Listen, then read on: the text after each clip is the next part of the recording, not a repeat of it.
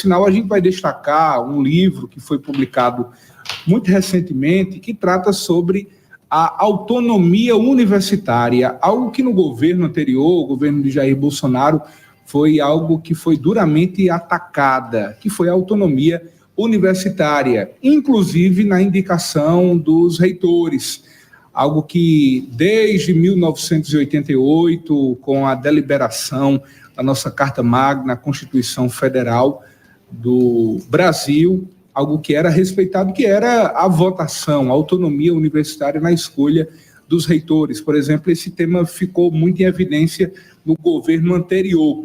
Essa publicação, inclusive, a gente vai abordar na entrevista do dia, porque ele já está aqui comigo no programa Olho Vivo de hoje. Recebemos no nosso programa o professor e pesquisador Camilo Farias. Ele é natural da cidade de Marizópolis, município localizado na região da Grande Souza, no sertão paraibano. Ele atua como pesquisador na área de engenharia civil e é professor da Universidade Federal de Campina Grande. Ele tem uma trajetória aí de muita contribuição acadêmica e administrativa. Já foi gestor do campus da UFCG de Pombal e, mais recentemente, como vice-reitor da UFCG, cargo para o qual também foi reeleito, mas não foi empossado. No programa de hoje recebemos o pesquisador e professor Camilo Farias. Boa tarde, professor. Bem-vindo aqui ao programa Olho Vivo. Um prazer recebê-lo aqui. Boa tarde.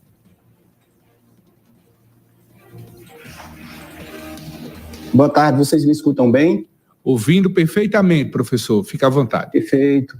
Boa tarde a todos do Diário do Sertão, da TV. Meus cumprimentos ao Zé Neto, a todos que nos escutam, né, a todos que podem nos ver também. É uma satisfação poder estar aqui com vocês e a gente fica à disposição aí para tratar dos vários temas que são urgentes, né, que são necessários para as nossas universidades federais. Com certeza, e como eu dizia agora há pouco, nós tivemos acesso, inclusive, a um livro publicado, disponível, inclusive, nas plataformas digitais, que trata sobre as intervenções nas instituições federais de ensino, algo que aconteceu no governo anterior, no governo Bolsonaro, que trouxe à tona o debate em relação à autonomia universitária. O senhor, enquanto professor e pesquisador, pôde contribuir também neste livro que tratou sobre reitoras e reitores eleitos e não empossados, nossa luta, nossa história. Eu gostaria que o senhor pudesse trazer um pouco mais de detalhes sobre a sua contribuição neste livro, que ganha notoriedade a nível nacional, que trata justamente da autonomia universitária. Perfeito. Isso aconteceu, né, o que a gente chama de intervenção, que seria a nomeação de reitores que não foram eleitos por suas respectivas comunidades. Ela aconteceu no governo anterior de uma forma muito intensa.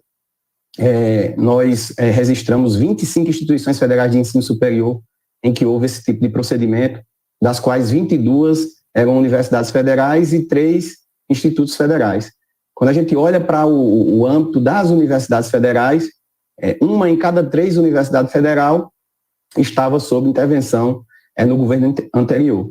E aí, esse grupo de reitores e vice-reitores eleitos e não empossados, né, reitoras e vice-reitoras também, se organizou para contar essa história do ponto de vista de quem concorreu, né, de quem esteve ali em diálogo com a comunidade, foi aceito pela comunidade, mas não foi empossado. E aí esse livro faz parte desse conjunto de diálogos, né, de relatos das várias universidades federais e institutos federais que estiveram sob intervenção. E eu tive a oportunidade de colaborar como um dos organizadores e também autor do capítulo do livro da parte que fala sobre a UFCG. Professor, como você avalia o impacto direto da nomeação dos reitores, de acordo com o próprio levantamento que a gente teve acesso? 25 instituições, elas sofreram intervenções e os reitores que não foram eleitos pela comunidade acadêmica, nem tampouco pela administração das universidades públicas, foram escolhidos à época pelo presidente Jair Bolsonaro. Na sua opinião, qual foi o impacto direto dessas nomeações de interferência na instituição de ensino? Não só na minha, né, na opinião da grande maior parte das pessoas que foram atingidas por esse processo, e aí eu coloco as comunidades universitárias, né, que não tiveram o projeto escolhido, digamos assim, consolidado, o principal de todos, na nossa opinião, é a quebra da democracia interna na instituição. Ao quebrar a democracia interna na instituição, a gente gera uma série de medos, né, de incertezas sobre como a gente deve lidar, né, com as gestões. Até porque nós sabemos que se uma gestão não vai bem, se ela não entrega aquilo que a comunidade espera, no novo ciclo a comunidade pode escolher novos gestores. E a partir do momento que a gente escolhe os gestores da nossa instituição e eles não são nomeados, a gente não tem mais certeza sobre o cumprimento da vontade do coletivo. E isso é, para nós, a principal, digamos assim, o principal impacto, né? A quebra da democracia interna nas instituições. Os relatos, inclusive, que constam no livro, que eu tive acesso ao e-book, indicam que projetos e iniciativas enfrentaram atrasos em universidades que passaram por nomeações, digamos, controversas. Você poderia comentar com a gente agora quais foram as áreas mais afetadas e de que forma isso impactou no desenvolvimento acadêmico e administrativo da instituição? Os impactos e as consequências são diversas, mas a gente observa certa similaridade nas universidades que passaram pelo processo de intervenção, que ainda estão sob intervenção, como é o caso da nossa Universidade Federal de Campina Grande. Né? Um dos pontos assim, mais latentes é o afastamento dos planos coletivos que já estavam aprovados. Então, a universidade tem planos de desenvolvimento, né, que são discutidos e aprovados, e aí, ao ter intervenção, esses planos não são seguidos. No caso da Universidade Federal de Campina Grande, o plano de desenvolvimento institucional e o plano de gestão de logística sustentável. Lá tem várias ações, várias medidas que foram acordadas coletivamente e que deveriam ser executadas, né, ao longo de uma gestão. Mas eu posso citar diversos problemas associados a isso, como o corte de orçamento dos centros, né, e isso aí, de certo modo, inviabiliza a atuação dos centros, né, gerando uma perda de autonomia desses centros que ficam com dificuldades para resolver os seus problemas locais. A gente nota, né, e percebe, há vários relatos sobre práticas político-partidárias, né, começa já com a própria entrada de uma pessoa que não foi escolhida pela comunidade. Então, a gente já nota uma interferência nas ações da universidade, né? Nós sabemos que as universidades são compostas por 3 segmentos: estudantes, técnicos e professores, e as comunidades são grandes, né? No caso da UFCG, nós temos cerca de 20 mil pessoas em 7 campi. Então, você começa a ter problemas associados a isso. A institucionalização do balcão é outro problema notável que a gente percebe, né? O atendimento direto das demandas pelo reitor e pelos pró-reitores. Também a gente percebe autopromoção em todas essas universidades sob intervenção. A gente começa a observar o uso dos espaços institucionais para promover o gestor, e aí a gente observa, inclusive, divulgação de notícias institucionais nos perfis pessoais. A infraestrutura sucateada é outra coisa que a gente observa: falta de investimento em sala de aula, em laboratórios, em espaços de convivência. Enfim, essas são algumas, né? Outra também bem latente é a dificuldade na gestão. A gente observa que esses gestores que não são indicados pela comunidade têm uma dificuldade de montar a equipe de gestão. E quando montam essa equipe de gestão, as pessoas não demoram muito tempo, elas terminam rotacionando muito e há uma certa desorganização. O que a gente observa muito é uma troca de locais, né? Às vezes um gestor que está numa pasta vai para outra, e você tem aí, por exemplo, pastas com 4 pessoas em uma gestão passando, então termina tendo aí uma dificuldade na organização, na continuidade dos processos, fora os casos em que a gente tem relatos aí de autoritarismo e perseguições. Nesse cenário atual, professor Camilo Farias, quais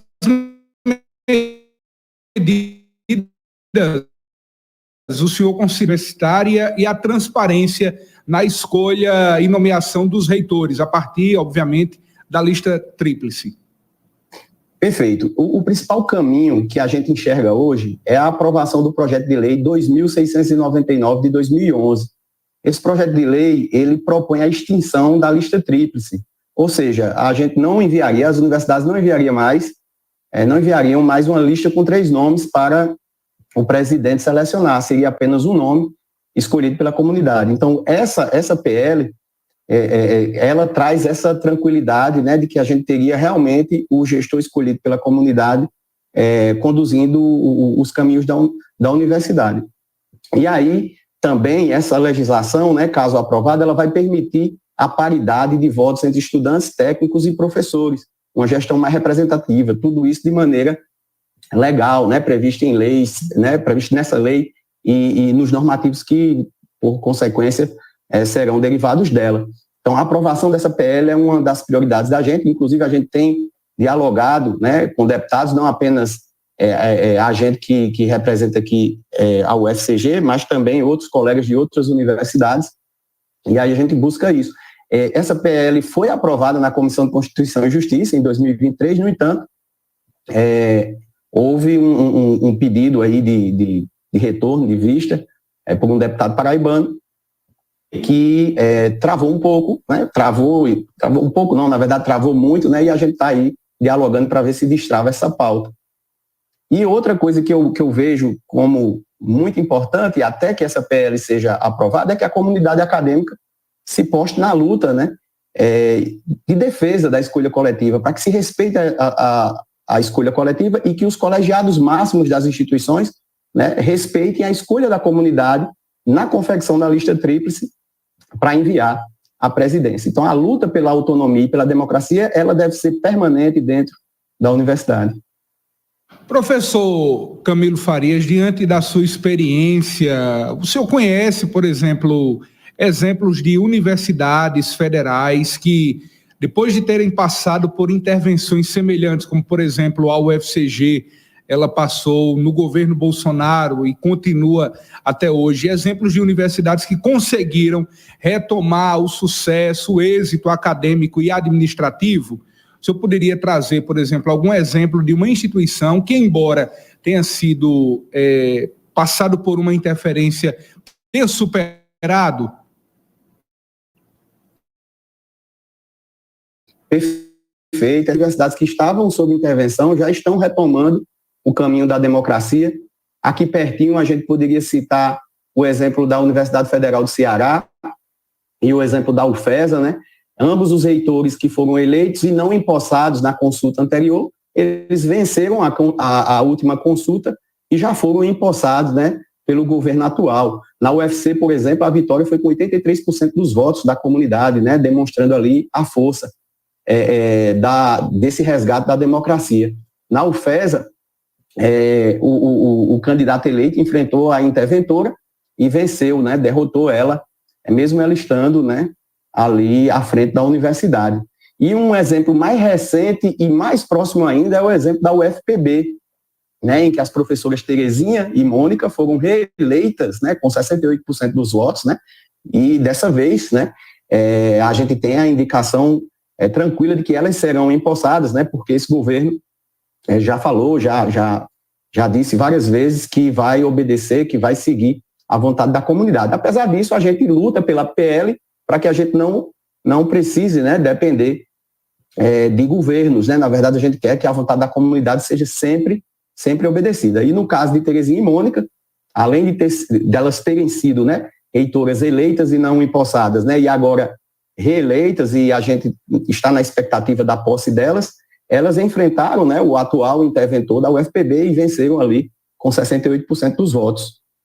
Então é isso, a gente quer muito que os governos, né, entendam, né, que a Câmara de Deputados, o Senado aprove essa PL para que a gente não tenha que depender de nenhuma, digamos assim, de interferências diversas, né, para que, ou de um governo que seja extremamente alinhado, né, e que entende, né, como a universidade funciona, o respeito a decisão da comunidade, a gente quer que isso aconteça de maneira perene, que a gente tenha realmente os gestores nomeados, né, aqueles que foram escolhidos pela comunidade sejam nomeados. Quais seriam, então, as estratégias, na sua opinião, que seriam eficazes para restaurar a confiança da comunidade acadêmica quanto à nomeação dos reitores que, de fato, reflita aquilo que a comunidade pensa e defende? Zé Neto, a intervenção é um ato violento. Ele gera insegurança e medo, né? E aí os membros da nossa comunidade, sejam estudantes, técnicos ou professores, eles vão ficar ali, né? De que adianta eu votar se a minha escolha não vai ser olhada, né? Não vai ser verificada. E aí, sem confiança no voto, a sensação de impotência se instala. Então, por ser um ato violento, realmente fica complicado, né, a atuação. E aí, o que, inclusive, eu já citei aqui nessa entrevista, é a luta pela aprovação do PL 2699 de 2011 e a resistência ativa da comunidade, né, de modo que a gente sempre mantenha ali a luta e a defesa da autonomia e da democracia interna das universidades. De fato, professor Camilo Farias, o senhor, inclusive, na última disputa, foi eleito vice-reitor, porém não foi empossado, né? Diante dessa realidade que a gente está falando da interferência na Universidade Federal de Campina Grande, ao que se repetiu em 24 outras instituições Brasil afora, né? No governo até então de Jair Bolsonaro. Mas nessa disputa atual, o senhor se coloca enquanto pré-candidato à reitoria da UFCG? Qual é a sua leitura desse momento que a gente está vivendo agora? Sim, eu sou pré-candidato, né? Fui eleito vice-reitor, como você colocou, mas não fui empossado na última consulta. E sim, somos pré-candidatos, né? Eu formo uma composição com a professora Fernanda Leal, do Centro de Humanidades. A gente representa um coletivo apoiado por várias lideranças da UFCG, que incluem também todos os segmentos, né? Temos apoio de estudantes, de técnicos e de professores, e a nossa composição é uma composição do diálogo, né? Da retomada da democracia e do resgate do prestígio da UFCG. A UFCG tem declinado aí nos vários rankings, né? E tem tido problema com a sua infraestrutura, e essa nossa proposta é realmente uma proposta que tem como base retomar a democracia e, a partir da democracia, nesse ambiente democrático, a gente resgatar o prestígio da Universidade Federal de Campina Grande de maneira dialógica. Professor Camilo Farias, muito obrigado pela sua participação. Esperamos contar com sua participação aqui outras vezes no nosso programa para a gente falar sobre a UFCG, que tanto contribui para o desenvolvimento da educação no interior do estado. Nós sabemos que a descentralização da UFCG ao longo da história favoreceu o desenvolvimento do interior, né? Nós estamos, por exemplo, falando de Cajazeiras, uma cidade localizada no sertão paraibano, que conta com curso superior, entre eles medicina e tantos outros. Souza, por exemplo, com o curso de Direito e tantas e outras instituições que se desenvolvem a partir do celeiro que é a UFCG. Eu quero lhe agradecer pela oportunidade de ter esse espaço de fala aqui também no nosso programa Olho Vivo, na TV e nas emissoras que nos retransmitem agora no rádio. Muito obrigado, eu que agradeço a oportunidade, né, de estar aqui com vocês. Desejo aí sucesso, que a emissora continue divulgando, né, a UFCG, como você coloca, ela é importante nos vários espaços da Paraíba e da região do entorno, né? Sabemos que várias cidades recebem estudantes de vários estados vizinhos também, e no desenvolvimento do nosso estado, a UFCG tem papel preponderante, né? Como você citou no início, eu sou de Marisópolis e muito cedo eu tive que me deslocar para outra cidade para cursar engenharia civil, e hoje a gente vê que muitos jovens têm oportunidades perto de casa, né? A UFCG em Souza, em Cajazeiras, ali em Pombal, pertinho ali na região do Sertão também até Patos, e em outros locais também, como Cuité, Sumé, e Campina Grande. Então, a gente tem aí uma universidade que chega, né, para muita gente na Paraíba, e a gente quer que ela seja forte, que ela tenha esteja no lugar e tenha o prestígio que merece. Muito obrigado pela escuta. Vou só me despedir aqui dos ouvintes, enfim, de Zé Neto e de toda a produção aí do Diário do Sertão. Muitas pessoas que estão nos acompanhando agora, né, registrando mensagens através das plataformas, e a gente agradece a todo o público que acompanha agora o nosso programa. Muito obrigado e até a próxima. Até a próxima. Essa nossa conversa, então, ao vivo com o professor pesquisador da UFCG, Camilo Farias, que é pré-candidato a reitor da Universidade Federal de Campina Grande. Obrigado pela entrevista ao vivo no Olho Vivo. Agora a gente vai falar de um